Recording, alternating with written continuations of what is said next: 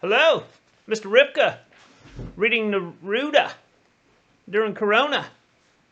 Also, by the way, happy Cinco de Mayo, perfect day to read a little Pablo Neruda and to just enjoy life as we are humans, and one thing we can do is enjoy the world around us and each other, and Cinco de Mayo is a great time to celebrate and just enjoy being alive and of course think about the world and you and your relationship to it and others by listening and thinking about some of the great questions by the great poet Pablo Neruda.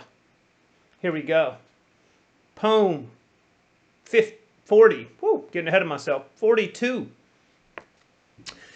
4 wonderful questions today for poem 42 on this Cinco de Mayo. Here we go.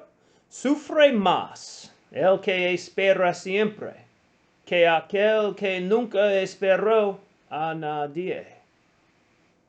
¿Dónde termina el arco iris?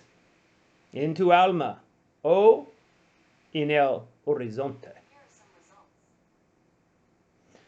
Tal vez una estrella invisible será el cielo de los suicidas.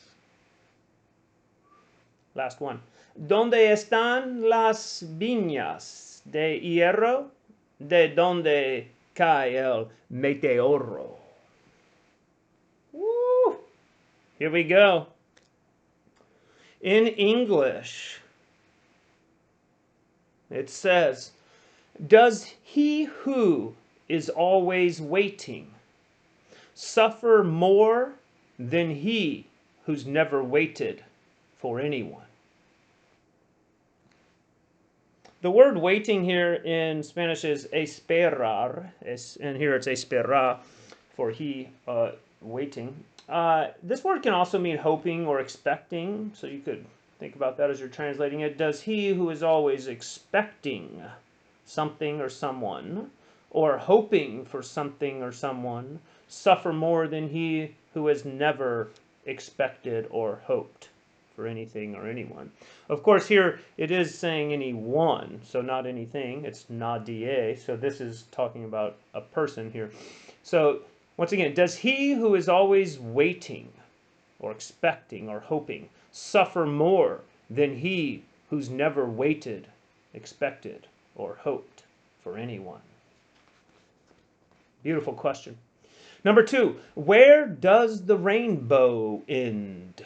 In your soul or on the horizon? Lovely. I love the word in Espanol for rainbow. The English word is beautiful too, rainbow. It's so visual and perfect. In Espanol, it's el arco iris, the iris arc. Of course, Iris, the goddess, the rainbow goddess, as she flies across the sky, she leaves a trail of colors behind her. And so it's a beautifully depicted in the Spanish. The English word, the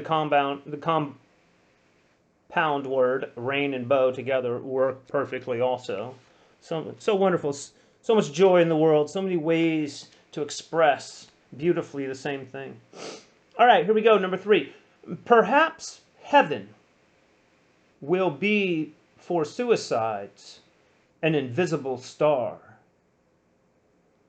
Quite different than the location in Dante's Inferno for the suicides.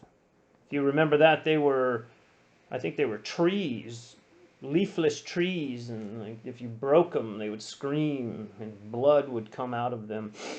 Ugh. Here, perhaps heaven will be an invisible star. Seems like it's a little better. It's curious that the word heaven here, el cielo, was the same word used yesterday in the question that said, what did the tree learn from the earth to be able to talk with the sky? Con el cielo. That word cielo comes from the Latin caelum, and it means sky, but it can also mean heaven. So you could translate it both ways depending on the context. So yesterday's poem could have said, what did the tree learn from the earth to be able to talk with heaven?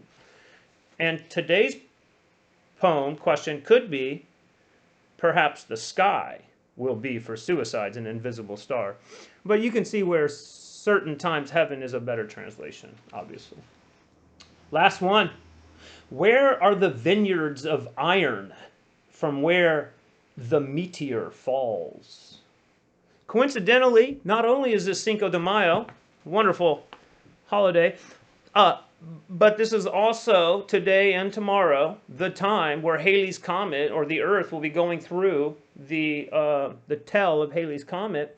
And if you wake up early enough tomorrow morning before sunrise and you get to a place where there's not much light pollution, and you just lie down and stare at the sky, you will be blessed with a joyful, spectacular display of meteors and meteorites. And so, how wonderful and coincidental that this question is so appropriate for today exactly, where today you can go out, tomorrow I guess in the morning, and stare at the sky and wonder, where are the vineyards of iron from where the meteor falls?